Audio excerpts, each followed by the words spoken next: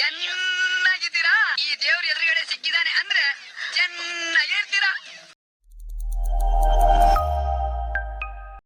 ನಮಸ್ತೆ ಕನ್ನಡ ಜನರಿಗೆ, welcome to fabulous family. ಇನ್ನೂ ಈ ಚಾನಲ್ಗೆ ನೀವು ಸಬ್ಸ್ಕ್ರೈಬ್ ಆಗಿಲ್ಲ ಅಂದರೆ ಸಬ್ಸ್ಕ್ರೈಬ್ ಆಗಿ, ಶೇರ್ ಮಾಡಿ, ಲೈಕ್ ಮಾಡಿ, ಸಪೋರ್ಟ್ ಮಾಡಿ.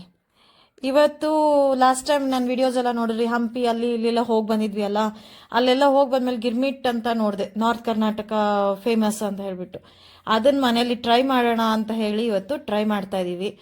ಅದಕ್ಕೆ ನನ್ನ ಮೈದಾ, ತಮ್ಮ, ಮಾವ ಎಲ್ಲರೂ ಹೆಲ್ಪಿಂಗ್ ಇದ್ದಾರೆ. ಇವಾಗ ನೋಡಿದ್ರಲ್ವ, ಈರುಳ್ಳಿ ಹೆಚ್ಕೊಂಡ್ವಿ, ಟೊಮೆಟೊ ಹೆಚ್ಕೊಂಡ್ವಿ. ಅದಾದಮೇಲೆ ಇವಾಗ ಬಾಣಲಿಗೆ ಒಗ್ಗರಣೆ ಹಾಕೊತಾ ಇದ್ದೀವಿ. ಸಾಸಿವೆ ಮತ್ತು ಜೀರಿಗೆ ಹಾಕಿದ್ರು, ಕರಿಬೇವು ಹಾಕಿದ್ರು. ಇದಕ್ಕೂ ಮುಂಚೆ ನಾವು ಕಡಲೆಬೀಜನ ಸ್ವಲ್ಪ ಎಣ್ಣೆಯಲ್ಲಿ ಕರೆದಿಟ್ಕೊಂಡಿದ್ದಾರೆ. ಆಮೇಲೆ ಮೆಣಸಿನ್ಕಾಯಿ ಹಾಕ್ತಾ ಇದ್ದಾರೆ.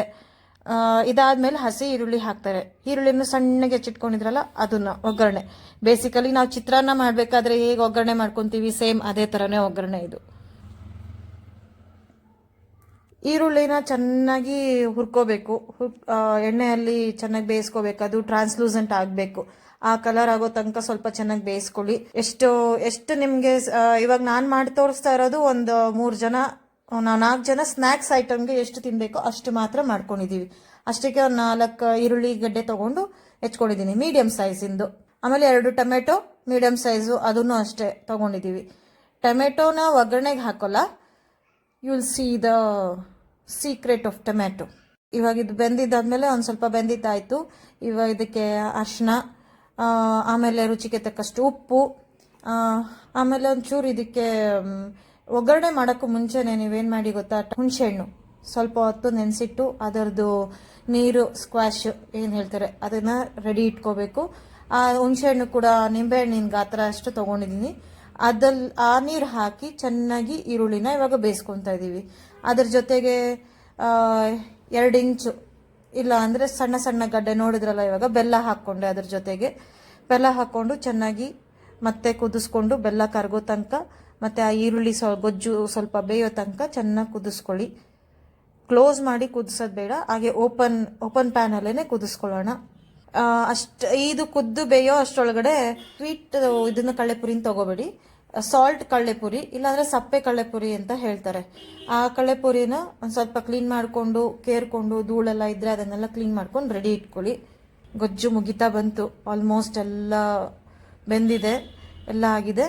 ಆ ನೀರಿನ ಅಂಶ ಎಲ್ಲನೂ ಹೀರ್ಕೊಂಡು, ಅದು ನೀರಿನ ಅಂಶ ಎಲ್ಲನೂ ಕಮ್ಮಿ ಆಗಬೇಕು. ಆ ಹುಣಸೆಹಣ್ಣು ನೀರಂಶ ಎಲ್ಲ ಈರುಳ್ಳಿ ಅಬ್ಸರ್ವ್ ಮಾಡಬೇಕು, ಅಷ್ಟು ಬೇಯಿಸ್ಕೋಬೇಕು.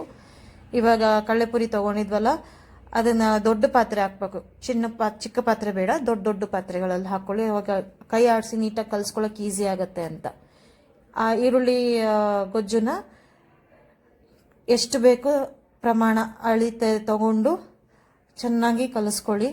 ಅದಕ್ಕೇನೆ ಹಸಿ ಈರುಳ್ಳಿ ಹಾಕ್ಕೊಳ್ಳಿ, ಹಸಿ ಟೊಮೆಟೊ ಹಾಕ್ಕೊಳ್ಳಿ, ಹಸಿ ಕೊತ್ತಂಬರಿನೂ ಹಾಕ್ಕೋಬೋದು ಹಾಗೇನೆ ಅದ್ರ ಮೇಲೆ. ಅದು ಫುಲ್ಲು ಕಲಿಸ್ಕೋಬೇಕು ನೀಟಾಗಿ. ಕಳ್ಳೆಪುರಿ ಬಂದ್ಬಿಟ್ಟು ಸ್ವಲ್ಪ ಸಾಫ್ಟ್ ಆಗಬೇಕು, ಸ್ವಲ್ಪ ಹಾಕಬೇಕು, ತುಂಬ ಮೆತ್ತಗೆ ಮಾಡೋಂಗಿಲ್ಲ. ಸ್ವಲ್ಪ ಈ ಗೊಜ್ಜಲ್ಲೇ ಅದು ಸಾಫ್ಟ್ ಆಗೋಗುತ್ತೆ ಕಲಿಸ್ತಾ. ಫಸ್ಟ್ ಟೈಮ್ ಮಾಡ್ತಾ ಇದ್ದೀವಿ ನಮ್ಮ ಮನೆಯಲ್ಲಿ, ಟ್ರೈ ಮಾಡಿದ್ವಿ, ಚೆನ್ನಾಗಿತ್ತು. So I wanted to share with you also. ನಿಮ್ಮ ಜೊತೆನೂ ಎಲ್ಲ ಶೇರ್ ಮಾಡಿ, ನೀವು ಹೇಗೆ ಮಾಡ್ತೀರಾ ನಿಮ್ಮ ಸ್ಟೈಲಲ್ಲಿ ಅನ್ನೋದನ್ನ ನಂಗೊಂದು ಸ್ವಲ್ಪ ಕಮೆಂಟ್ ಮೂಲಕ ತಿಳಿಸಿ, ಆಯಿತಾ? ಆ್ಯಂಡ್ ಮೋರ್ ಓವರ್, ನಾವು ಇದು ಮಾಡಿರೋ ವಿಧಾನ ಕರೆಕ್ಟಾ ಇಲ್ವಾ ನಮಗೆ ಗೊತ್ತಿಲ್ಲ. ನಾವು ಅಲ್ಲಿ ತಿಂದಿದ್ದ ಟೇಸ್ಟ್ ಮೇಲೆ ಸುಮ್ಮನೆ ಹೀಗೆ ಮಾಡ್ಕೊಂಡಿದ್ದೀವಿ. ನೀವು ಹೇಳಿ, ಇದನ್ನ ಮಾಡೋ ವಿಧಾನ ಹೇಗೆ ಇದೆ, ಕರೆಕ್ಟಾ ಇಲ್ವಾ ಅಂತ ಹೇಳಿ ಕಮೆಂಟ್ ಮಾಡಿ. ಇಷ್ಟ ಆದಮೇಲೆ ಇನ್ನೂ ಒಗ್ಗರಣೆ ಬೇಕಾಯಿತು, ಅದಕ್ಕೆ ಆ್ಯಡ್ ಮಾಡ್ಕೊಂಡಿದ್ದೀವಿ. ಇದಾದಮೇಲೆ ಕಳ್ಳೆಪಪ್ಪನ್ನ ತರಿಯಾಗಿ ಪುಡಿ ಮಾಡ್ಕೊಂಡಿದ್ದೀವಲ್ಲ, ಅದನ್ನು ಹಾಕ್ಕೋಬೇಕು. ಆಮೇಲೆ ಹುರಿದಿದ್ದು ಕಡಲೆ ಬೀಜ ಇತ್ತಲ್ಲ, ಫಸ್ಟಿಗೆ ಹುರ್ಕೊಂಡು ಕಡಲೆ ಬೀಜ, ಗರಿ ಕಡಲೆ ಬೀಜ, ಆ ಕಡಲೆ ಬೀಜನೂ ಆ್ಯಡ್ ಮಾಡ್ಕೊಂಡ್ವಿ. ಎಲ್ಲ ಫುಲ್ಲು ಆ್ಯಡ್ ಮಾಡಿದ್ದಾದ್ಮೇಲೆ ಇದನ್ನು ಹಸಿ ಈರುಳ್ಳಿ, ಹಸಿ ಟೊಮೆಟೊ ಮತ್ತು ಆಮೇಲೆ ಹಸಿ ಮೆಣಸಿನ್ಕಾಯಿ, ಇದು ಕಡಲೆಪಪ್ಪಿನ ಪುಡಿ ಇವಾಗ ಹಾಕಿದ್ದು, ಕಡಲೆಪಪ್ಪಿನ ಪುಡಿ. ಸೊ ಇಷ್ಟೆಲ್ಲ ಮುಗೀತು, ಕಲಸಿದ್ದಾಯಿತು. ಸರ್ವ್ ಮಾಡ್ಕೊಳ್ಳೋಣ. ಸರ್ವ್ ಮಾಡಿಕೊಂಡು ಡೆಕೋರೇಷನ್ಗೆ ಅದೇ ಗಾರ್ನಿಶಿಂಗ್ಗೆ ಅಂತ 2 ಮೇಲ್ಗಡೆ ಮೆಣಸಿನ್ಕಾಯಿ ಇಟ್ಟು ಸೈಡ್ಗೆ ಟೊಮೆಟೊ ಈರುಳ್ಳಿ ಎಲ್ಲ ಇಟ್ಟು ಕೊತ್ತಂಬರಿನ ಹಾಕೊಂಡು ಎಂಜಾಯ್ ಮಾಡಿ. ಮತ್ತೆ ಮುಂದಿನ ವಿಡಿಯೋಲಿ ಸಿಗೋಣ.